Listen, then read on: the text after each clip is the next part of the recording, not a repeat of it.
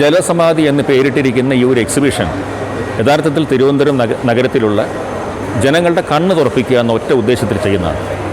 പലപ്പോഴും നമ്മൾ മാലിന്യം എന്നൊരു വാക്കിനെക്കുറിച്ച് സംസാരിക്കുമ്പം എങ്ങനെയെങ്കിലും ആ ടോപ്പിക്കിൽ നിന്നും ഒഴിഞ്ഞു മാറാനാണ് ശ്രമിക്കുന്നത്.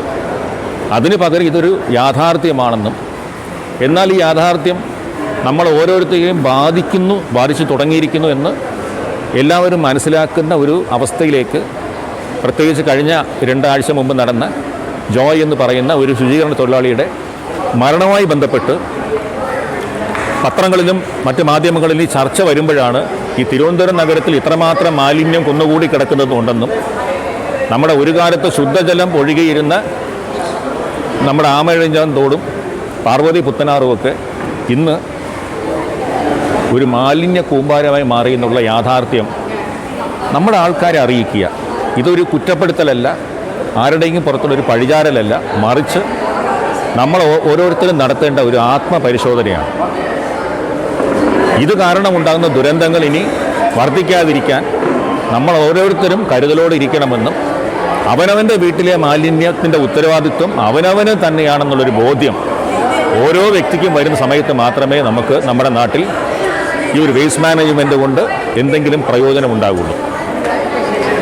ഇന്ന് പ്ലാസ്റ്റിക്കിൻ്റെ ദുരുപയോഗം കാരണം അതിൻ്റെ ഭാഗമായിട്ട് നടക്കുന്ന ഈ ദുരന്തങ്ങൾ നഗരങ്ങളിൽ മാത്രമല്ല സംഭവിക്കുന്നത്, മറിച്ച് കാടിനകത്തും ഇതിൻ്റേതായിട്ടുള്ള പല രീതിയിലുള്ള അപകടങ്ങൾ വരുന്നുണ്ട്.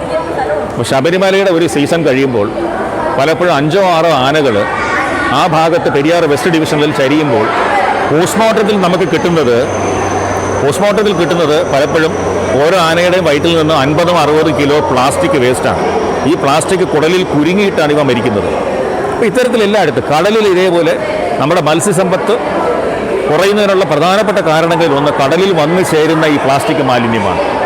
ഇതിനെക്കുറിച്ചൊക്കെ ഒരു ബോധവൽക്കരണം പ്രത്യേകിച്ച് നമുക്ക് വളരെ വേണം. കാരണം ഇപ്പം നമുക്ക് പ്രകൃതി ദുരന്തങ്ങളുടെ എണ്ണം കൂടി വരുന്നു, വെള്ളപ്പൊക്കങ്ങൾ കൂടുന്നു, മലയിടിച്ചിൽ കൂടുന്നു എന്നൊക്കെ പറയുമ്പോൾ ഇത് മറ്റാരോ ചെയ്യുന്ന കാര്യമാണെന്നൊരു തോന്നലിൽ നിന്ന് മാറി നമ്മുടെ പൂർവികരെന്നോ ചെയ്ത് കൂട്ടിയ, ഒരുപക്ഷെ അവർക്ക് തെറ്റെന്ന് അറിയാത്ത കാലത്ത് ചെയ്ത കാര്യങ്ങളുടെ പരിണിത ഫലമായിട്ടാണ് ഇന്ന് പലയിടത്തും മലയിടിച്ചിൽ വരുന്നത്.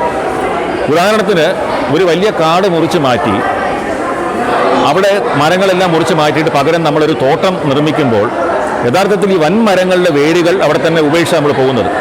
ഈ വൻമരങ്ങളുടെ വേരുകൾ ഒരുപക്ഷെ 6-8 മീറ്റർ ആഴത്തിലേക്ക് കിടക്കുന്ന ഈ വേരുകൾ വർഷങ്ങൾ കൊണ്ട് ദ്രവിച്ച് മാറി കുഴികൾ രൂപാന്തരപ്പെടും. ഈ കുഴികൾ പിന്നെ തമ്മിൽ കണക്ട് ചെയ്യുന്ന പൈപ്പിംഗ് എന്നൊരു പ്രോസസ്സ് വഴി ഒരു വലിയ മലയുടെ അടിവശം മുഴുവൻ വലിയ ടണലുകൾ രൂപപ്പെട്ടിട്ടുണ്ട്.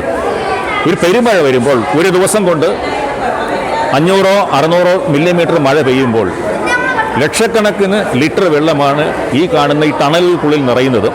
അതിൻ്റെ ഭാരം താങ്ങാൻ പറ്റാതെ ആ മലഞ്ചരിവ് മുഴുവൻ ഇടിഞ്ഞു പോവുകയാണ് ചെയ്യുന്നത്. അതിന് ഉത്തരവാദി ഒരാൾ പോലും ഇന്നില്ല. ഇന്ന് ഇതിൽ മരണപ്പെട്ട 500 പേരോ അല്ലെങ്കിൽ അവരുടെ കുടുംബങ്ങളോ അല്ല ഈ മലയിടിച്ചിൽ ഉത്തരവാദി. നേരെ മറിച്ച് ഒരു പക്ഷേ 50-60 കൊല്ലം മുമ്പ് ഇതുണ്ടാക്കുന്ന ദുരന്തമെന്ന് തിരിച്ചറിയാത്ത ഒരു കാലത്ത് നമ്മൾ കാട് വെട്ടിത്തെളിച്ചതിൻ്റെ ഇന്ന് കിട്ടുന്ന ശിക്ഷയായിട്ടാണ് മാറ്റേണ്ടത്. യഥാർത്ഥത്തിൽ മനുഷ്യർ ചെയ്യുന്ന ഒരു പ്രവൃത്തിയുടെ ഫലം ഒരുപക്ഷെ 3 തലമുറ കഴിഞ്ഞിട്ടായിരിക്കും കിട്ടുന്നത്, അത് നല്ലതായാലും ചീത്തയായാലും. അപ്പം അത്തരത്തിൽ നമ്മൾ പ്രകൃതിയുമായി ഇണങ്ങി ജീവിക്കേണ്ട, പ്രത്യേകിച്ച് കേരളം പോലെ ഒരു 13 ജില്ലകൾ മലയുമായി ബന്ധപ്പെട്ട് കിടക്കുന്ന കേരളത്തിൽ ഇനിയും ഇത്തരം ദുരന്തങ്ങൾ വരാതിരിക്കണമെങ്കിൽ പ്രകൃതിയെ അംഗീകരിച്ചുകൊണ്ട് പ്രകൃതിയുമായി ചേർന്നുകൊണ്ട് ജീവിക്കുക എന്നുള്ള ഒറ്റ വഴി മാത്രമേ നമ്മുടെ മുമ്പിലുള്ളൂ എന്നുള്ളതും കൂടെ ബോധിപ്പിക്കാനാണ് ഇത്തരത്തിലൊരു എക്സിബിഷൻ.